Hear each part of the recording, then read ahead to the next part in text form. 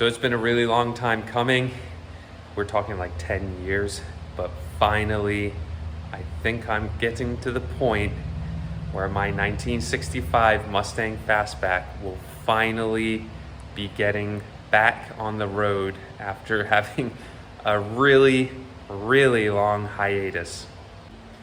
So those of you that are new to the channel, this is my 1965 Mustang Fastback, and I thought maybe I start by doing a little quick catch up and a brief tour on the car, just a quick overview of what it is, kind of a little story about how long I've had it, to get everyone back up to speed on what we're trying to get done here and to get it back on the road.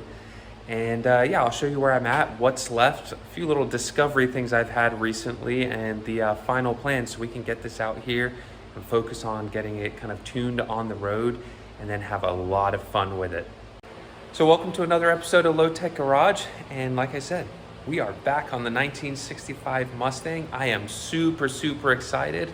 I want to say about a year and a half ago, I think I put a couple videos out on the car, and then it kind of got put back under the cover because I restored the C2 Corvette build that took me about 9 months, and then we buttoned up the XJS, which is now off to its new home. But then I have been able to make some space in the shop with those cars leaving, and the car is back. And here she is. This is my 1965 Mustang Fastback. I have owned this car for 15 years. I can't believe it myself that I have had it this long, but this is my baby. I have always wanted one of these, and this is actually the second Fastback Mustang I've owned, and it is the third first generation Mustang I've owned as well.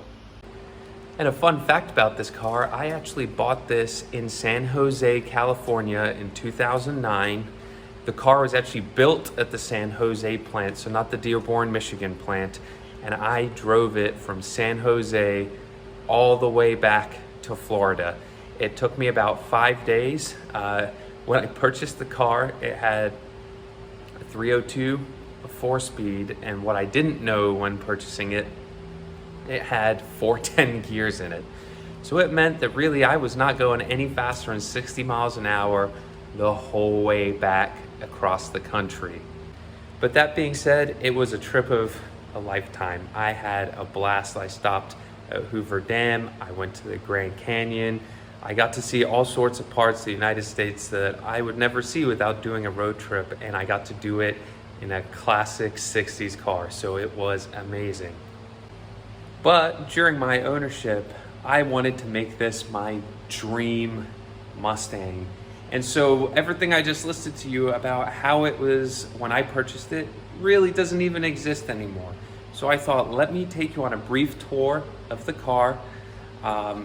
It's on dollies right now, so there's some stuff underneath that I'm just gonna have to share with you. I'm not gonna be able to show you very easily, but just to get you up to speed on what I've done over this 10-year period with it being off the road to make it my dream 1965 Mustang Fastback, and really what I'm doing right now to push it across the finish line so we can get it out on the road and have some fun with it. And please understand, there's some wires and stuff draped around here. We have been doing a lot of testing behind the scenes because some of the components I've put in here have been a real struggle to get working. And it has required a lot of troubleshooting, isolating, things like that. So what you see is really for testing purposes and not how a lot of this will be finished. But just wanted to clarify that, and there's gonna be a whole nother video on some of these things that I've had a real pain getting to work that I can hopefully share with some of you guys that might be running these parts in the future to make your life easier. So I thought, let's get started in the back of the car, in the trunk area, and show you some of the little upgrades I've done, and it may give you an idea of some of the other components that this car is now running, and I'll share kind of the reason I've done this to make it my dream car. So in the back here, we have Optima red top that has been moved to the trunk. Common for a couple reasons. You know, if you like to race and stuff, it's nice to have it in the back for the weight back here, but in my case, space is a little limited now under the hood, and I'll show you why here shortly. And as we pan over here, the eagle-eye viewers might notice that as much as this gas tank looks factory, it is not actually correct for a 65 car. This is a later model car, and it is a nice little upgrade you can do that gets you, if I recall, 22-gallon fuel capacity instead of the factory 16. And again, that is kind of important with some of the upgrades I've done to the car. And then as we come here, this is where things get fun. This is my fuel pump in tank, and I think some of you will recognize that this is a little different than factory. Again, I've been doing a lot of testing here, so this kind of mumbo jumbo of wires and stuff has really just been out for testing purposes to get the car so it will actually run, because I've had some issues. But yeah, we're gonna get this all cleaned up. It's gonna be a super clean install back here, and I think you'll like the reason that I am running this setup. And again, the MSD box, that's back here for testing right now.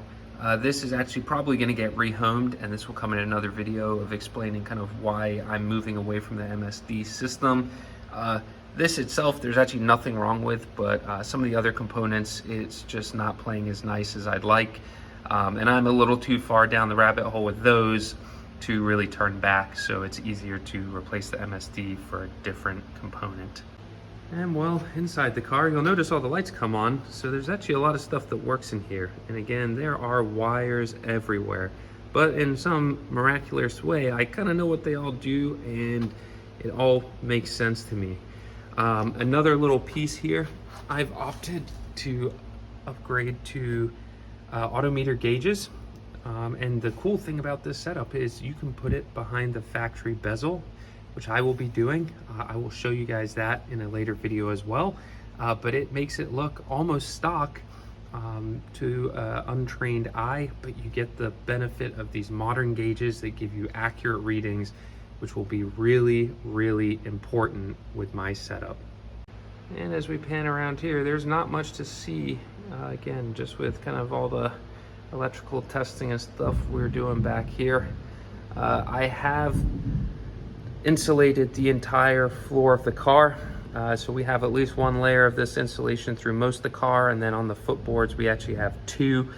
That's really just to keep it a little quieter and mainly to keep the heat out of the passenger compartment, because kind of the setup I'm running, it got a little toasty in here.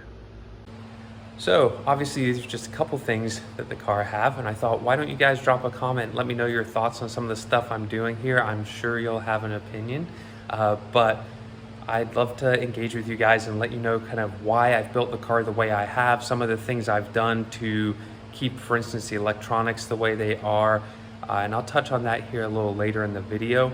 But really my goal is to have this a very reliable and streetable car that I can hop in, take anywhere, do some distance in, and have a ton of fun with. And with that, I'm gonna move on to some other of the components that I have added to this car over the years to really check those boxes. And that's where we come down here. And unfortunately, I don't think you can even get these wheels anymore, but these are vintage wheel works, 17x9 GT500 wheels that came on, I believe, the 67 Shelbys. And so this is a replica that's scaled up to the 17, but I always loved how these looked, and they really complement that fastback style. As you get a little bit closer, you might be able to see here, we have some Willwood brakes peeking out in the back. And with the power upgrades and things that I've been doing, you gotta be able to stop. And so I did a four-wheel disc brake conversion on this. The car did actually have disc brakes when I got it, but I upgraded to this Willwood kit, and I've been really pleased with it so far as the installation, getting everything working, and I'm definitely excited to use it on the road. And that doesn't really stop anywhere either in the front. I went for the big 6 pistons. They are on a 13-inch rotor, just so they'll fit behind these wheels. But yeah, I thought this would be necessary just to have a really solid braking system on this car. And as I'm going through this, I realize there is so much cool stuff underneath the car, and it's one of those things that when I put it up in the air, it always makes me smile because it's just what lurks beneath. Cars on these dollies right now, I think we're pretty close to having it where it can move under its own power. I will do a second follow-on video to this. We'll get the car up on the lift over here, and I will show you guys everything underneath. So I won't get too in the details of that, but I think you will really like what you see under there because it is not your normal 65 Mustang running gear. And now, I think we should come down to the business end. And again, excuse the weird wires draped all over this, the weird tinfoil hat, but this is definitely why I have spent so much time working on all these other components of the car to make it my dream 65 Mustang. And let me show you in a little more detail what we have here. Now, like I said, this car came with a 302 in it from the factory. This was a 289 car. What we have here is a 351 Windsor stroked out to 408 cubic inches. It has a fully forged rotating assembly. It is neutral balanced. It is low-ish compression at just about 9-to-1. It has a custom grind camshaft, 4 boost, and really, I threw the kitchen sink at this thing when I built it. I just wanted to build my ultimate small block that had the capability that I could scale up well beyond the power needs that I would ever want. And so the 351 is a little bit wider than a 289, and that makes for headers and things like that to be a real squeeze. And this is what I mean by squeeze. These are Hooker Super Comp headers, 1 3/4 primaries, because that's all you can fit with the factory fender wells. And the shoehorned in there comment definitely applies to this. And this just gives you another idea on the passenger side of how close everything is. But it's in there and it fits. And the tinfoil hat over here, this is my Holley Super Sniper EFI. Any of you folks that have maybe used a Sniper EFI in the past may understand why I have this tinfoil hat and some of the struggles I've been going through. But the most exciting thing is, I think I cracked it with the EFI this week. Was on the phone with Holley, did some more testing, and I think we have a path forward. I'm going to do a whole video on the Sniper EFI, my experience, things you should consider. Again, I probably added a layer of complexity because I have a supercharger, but nonetheless, things to consider, especially if you're running a small block Ford. My opinion is this is not a bad product, but there are things that maybe are not called out as clear as they should be when you're going this route, when especially running a Ford, and I want to share that experience with you because honestly, that's why I had to push the car off to the side before, because I was scratching my head for months trying to get this thing to work, and I had to move on with some other projects. So I want to share that with you in an upcoming video as well. And as we come down here, this is where things also get a little interesting. I converted the front drive system on this to a Fox body drive system, and the reason I did this is right here.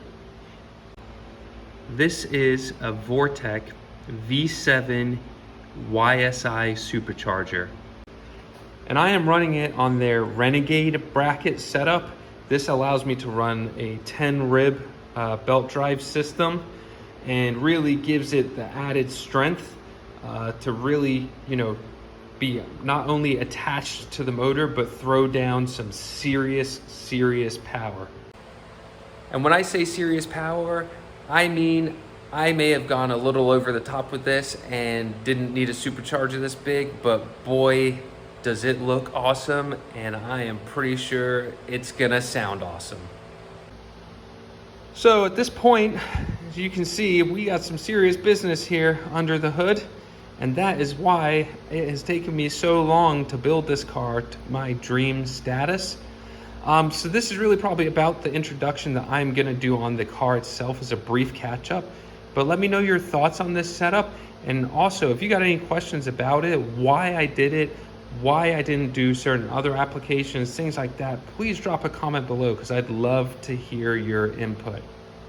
And again, if you're new to the channel, please consider subscribing and definitely hit that notification bell. And if you like this video, please hit the like button as well. It all helps me grow the channel. So with that, I hope you enjoyed the video. There's more content coming very soon.